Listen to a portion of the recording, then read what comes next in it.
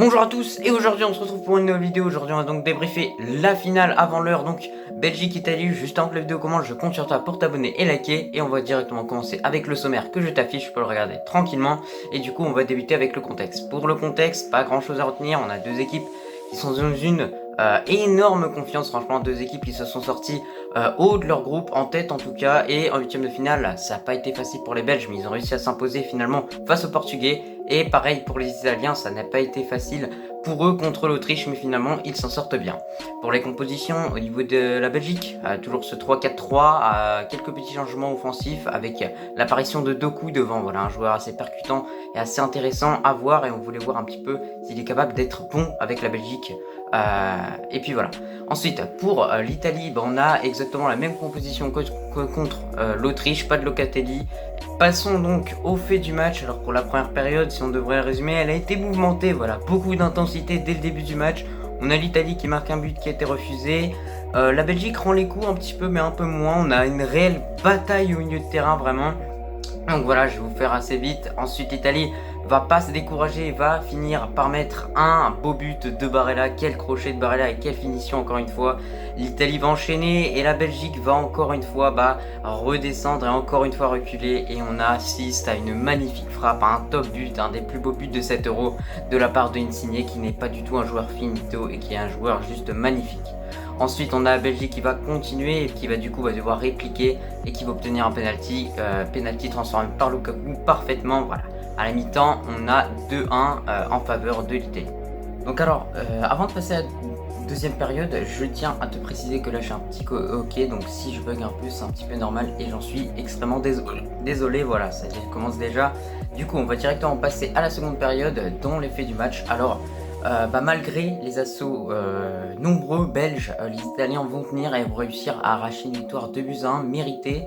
On a également eu un moment marquant de ce match, la blessure de Spinazzola, le meilleur joueur italien jusqu'ici avec Insigne. Donc on espère pour lui que c'est pas trop grave, malgré qu'il soit sorti quand même sur civière, qui s'est blessé à la suite d'un sprint contre Torgan Hazard. Donc voilà, c'est vraiment dommage pour lui et on espère vraiment, en tout cas on lui souhaite un bon rétablissement à Spinazzola. Ensuite, pour l'analyse, réellement ce qu'on peut relever dans ce match, c'est que j'ai trouvé qu'il y avait vraiment beaucoup de petites batailles. Par exemple, la bataille du côté gauche ou droit, je sais pas, il y avait vraiment le côté gauche italien composé de Insigne contre avec Spinazzola contre Meunier et De Bruyne. Mais la plus grosse bataille qui est ressortie aujourd'hui de ce match, c'est vraiment la bataille du milieu de terrain entre Tielemans, Verratti, etc. Franchement, c'était une bataille épique. Et l'Italie l'a remporté dans la globalité, et l'analyse générale de cette vidéo est que c'est grâce à cette bataille remportée au milieu de terrain que les Italiens se sont imposés aujourd'hui. Sinon, pour mes tops et mes flops, alors tout d'abord pour mon top de l'Italie, c'est Insigne sans hésitation. Franchement, magnifique but, quel joueur, il est toujours aussi fort, toujours cette spéciale du pied droit, quelle patte droite de la part du joueur, toujours aussi percutant et toujours aussi bon. Franchement, quel joueur, bravo à lui. Ensuite, pour mon top 2, la Belgique, c'est également un joueur percutant, également un joueur un petit peu du même gabarit. C'est Jeremy Doku, mais il est beaucoup plus jeune et aujourd'hui peut-être qu'on ne s'attendait pas à le voir à un tel niveau, mais franchement aujourd'hui il nous a montré qu'il était capable d'être titulaire dans cette équipe de Belgique et d'apporter quelque chose de différent au plan de Martinez. Et franchement, quelle participation de la part du joueur, quelle percussion, et franchement on peut que l'applaudir à son âge, ce qu'il fait c'est juste incroyable. Ensuite, pour mes flops, alors pour mon flop de l'Italie, c'est clairement Immobilier, pardon.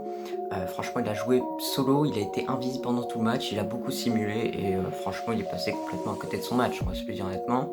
Ensuite, pour mon flop de la Belgique, c'est également l'autre buteur du soir, donc Lukaku, qui n'a pas marqué, qui a marqué par contre, mais qui, dans la participation du jeu, qui a été vraiment absent, qui a été bien ceinturé par Chiellini et Bonucci, mais franchement, on peut pas lui en vouloir parce que franchement, l'Italie a fait un travail de fou au milieu de terrain pour empêcher les ballons qu'ils aillent vers Lukaku, tout simplement. Désormais, maintenant, je t'affiche les notes des joueurs, tu peux les regarder tranquillement. Et c'était tout pour cette vidéo, j'espère qu'elle t'a plu. Et moi, je te dis à la prochaine pour un prochain.